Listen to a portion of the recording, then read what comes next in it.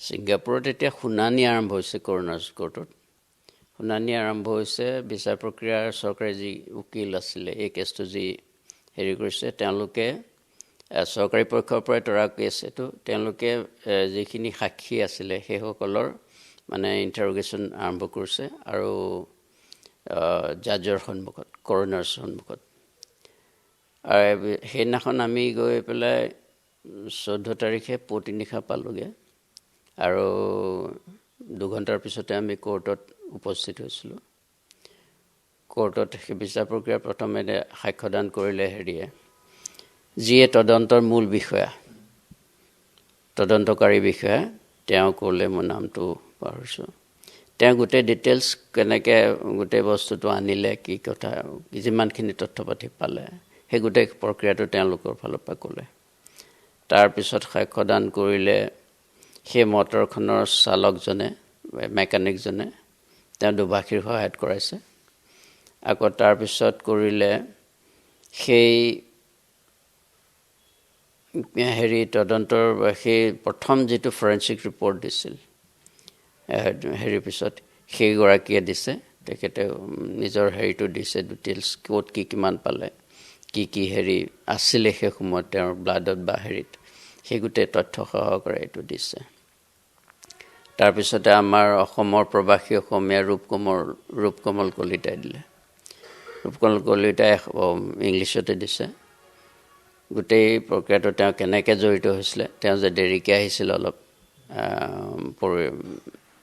পৰিবাৰৰ শাৰীৰিক অসুস্থতাৰ কাৰণে, আৰু তেওঁ সোনকালে যাম বুলিও ভাবি আছিলে। তেওঁ আহি পেলাই গোটেই প্ৰক্ৰিয়াটো তেওঁ পানীত নমা নাছিলে।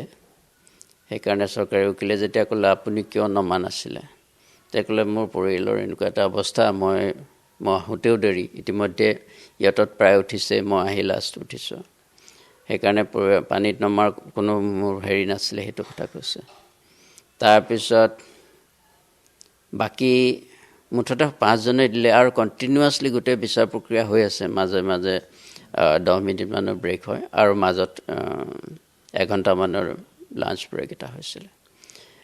এই কণ্টিনিউৱাছলি প্ৰায় 9টাত শুনানি আৰম্ভ হৈছে, 5টা 5:30মানলৈকে হৈছে। গোটেই প্ৰক্ৰিয়াটো যথেষ্ট দীঘলীয়া। সেইমতে আৰু প্ৰায় 20জনমান মানুহ আছে সাক্ষ্যদানৰ কাৰণে। গোটেই শুনানিৰ পাছতহে কৰোনাৰ যিজন মেজিষ্ট্ৰেট হেৰি জাষ্টিচ, তেওঁ কি সিদ্ধান্ত ল'ব, সেই সিদ্ধান্তটো সেই সময়ত সেই তাৰ ওপৰত নিৰ্ভৰ কৰিব। বাকীসকলৰ সাক্ষ্যদান আৰু উকিলে তেওঁলোকক যেনেকৈ কুৱেৰি কৰে, সেই কোৰ্টখনত আমাৰ কুৱেৰি কৰাৰ তেনেকুৱা হেৰি নাছিলে, স্ক'প নাছিলে। খালি তাৰ আগতে আমাক জাষ্টিছে ক'লে যে if you have a written statement you can give me. তাৰপিছত অলপ দেৰি চোৱাৰ পিছত মোক ক'লে যে if you could please read out. মই তেতিয়া সেইটো পঢ়ি দিছিলোঁ গোটেই ষ্টেটমেণ্টটো, যে আমাৰ কথাকেইটা দিছিলোঁ যে আমি এইটো বিচাৰিছোঁ মানে জানিব লাগে। প্ৰথম কথা হ'ল এটা ক্ৰনলজিকেল অৰ্ডাৰ, যিটো জুবিন গৈ পোৱাৰ পিছত হোটেলত নমাৰ পিছত, সেইটো যিহেতুকে ইনভেষ্টিগেশ্যনৰ সকলো তথ্য ওলাই গৈছে, হোটেলত নমাৰ পাছৰ পৰা ক'ত কেনেকৈ আছিলে, কি কথা, এটা ডিটেইলড ফোন যোগে হওক, তেওঁলোকৰ ফোন কানেকশ্যনে হওক বা বিভিন্ন CCTV ফুটেজে হওক, সেইটো বস্তু স্পষ্ট হৈ ওলাই আছে। সেই ক্ৰনলজিকেল অৰ্ডাৰটো আমি একচুৱেলি এতিয়ালৈকে জনা নাই ভালকৈ, ক'ত কি 18 তাৰিখে পাৰ্টিকুলাৰলি, 19 তাৰিখে ঘটনা, তাৰ আগদিনা 17 তাৰিখে পাইছেগৈ। আগদিনাৰ ঘটনাটো আমি স্পষ্ট নহয় এতিয়ালৈকে, সেই সম্পৰ্কত আমাক তথ্য পাতি লাগে। তাৰপিছত ভিডিঅ'গ্ৰাফ যিবিলাক আছিলে, ভিডিঅ'গ্ৰাফ কোনে কৰিছিলে আৰু কেতিয়া, সেই মুহূৰ্তৰ লাষ্ট মুমেণ্টকেইটাৰ ভিডিঅ'গ্ৰাফটো কিয় নাই, সেইটো কৰিছিলোঁ। আৰু লাষ্ট মুমেণ্টত মই কৈছিলোঁ জাষ্টিছক, বোলো সেই মুহূৰ্তত ফাইনেলি সেইখিনিলৈ সাঁতুৰি গৈ থকাবিলাকে দেখুৱাইছে। তাৰ আৰু অকণমান দূৰ আছিলে, বেছি দূৰ নাছিলে হেৰিটোলৈ, মানে শ্ব'ৰ লাইনলৈ।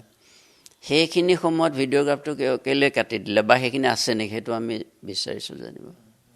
সেই সময়ত তেওঁ এটা কথা ক'লে যে যেতিয়া ভিডিঅ'গ্ৰাফ লৈ থাকে এনেকুৱা ফান ফেয়াৰ এটাত বা হেৰিত, কোনো ইণ্টেনশ্যনেলি বা একেবাৰে পাৰ্টিকুলাৰ প্ৰতিটো মুহূৰ্ততে কেটছ অফ হেৰি কৰিম বুলি কোনেও কৰি নাথাকে। সেই ভিডিঅ'টো যাৰ আছিলে সি আকৌ আনক দিলে, সি এটুকুৰা কৰিলে, এনেকৈ খণ্ড খণ্ডকৈ কৰি থাকে, স্পণ্টেনিয়াছলি যিটো ৰিয়েক্ট হয় তেনেকৈ। সেইকাৰণে সেইখিনিতে ডেট মুভমেণ্ট সেইটো কৰি থকা নাছিলে বোধহয়, সেই তেনেকুৱাই হ'ব পাৰে। তেওঁ ফাইনেল হেৰিটো কোৱা নাই, সেইটো স্পেকুলেট কৰিছে মাত্ৰ, তেনেকুৱাও হ'ব পাৰে বোলে, সেই বুলি ক'লে।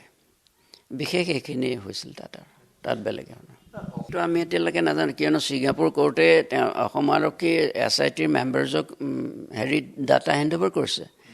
তেওঁলোকৰ লেভেলত সেইটো কথা বতৰা হৈ আছে গোটেই।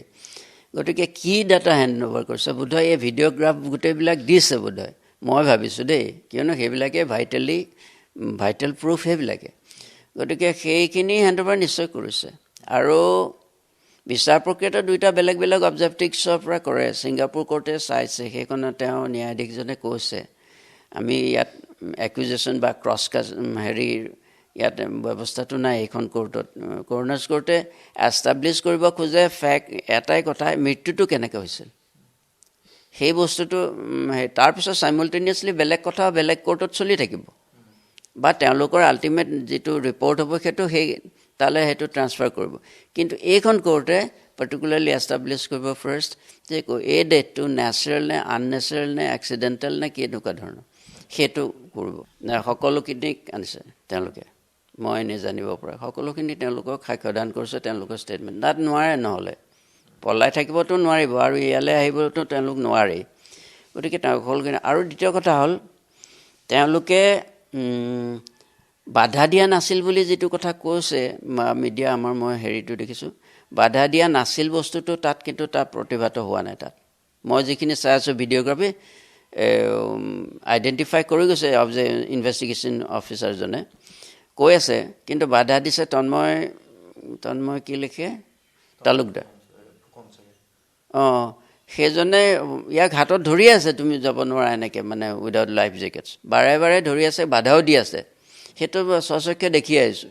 এতিয়া সেই বাধা দিয়া নাই বুলি ক'লে মই সেইটো বিশ্বাস নকৰোঁ ন, সেইটো মই নিজে দেখিছোঁ ভিডিঅ'টোত।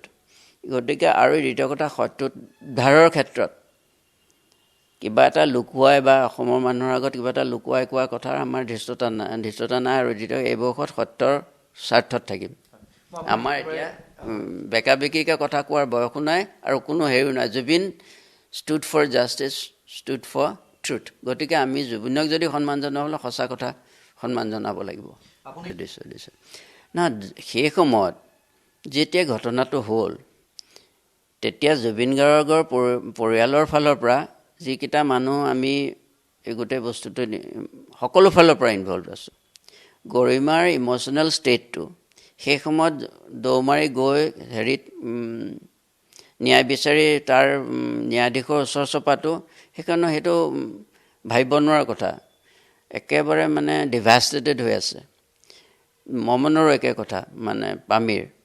গতিকে মই শিৱসাগৰৰ পৰা গৈছোঁ, আৰু মোৰ ঘৰতো বহুতো ডাঙৰ আছে, যিটো কাৰণে ফটককৈ মই দৌমাৰি যাব নোৱাৰোঁ। তথাপিও এটা কথা হ'ল, আজি ইতিমধ্যে কোৰ্টখনত কৰিছে, আৰু আমি অসম পুলিচৰ ওচৰ চাপিছোঁ। প্ৰথম কথা, অসম পুলিচক গোটেই বস্তুটো ইনভেষ্টিগেট কৰিবলৈ এটা অসম পুলিচে সেইমতে SIT মেম্বাৰ্ছ পঠাইছে ডাটাবিলাক সংগ্ৰহ কৰিবলৈ। আৰু বেলেগ এখন দেশত গৈ পেলাই আমি কেছটো তৰাৰ কথা সেই সময়ত, সেই মুহূৰ্তত, সেই এসপ্তাহলৈকে 10 দিনলৈকে কোনেও ভাবিবই পৰা নাই।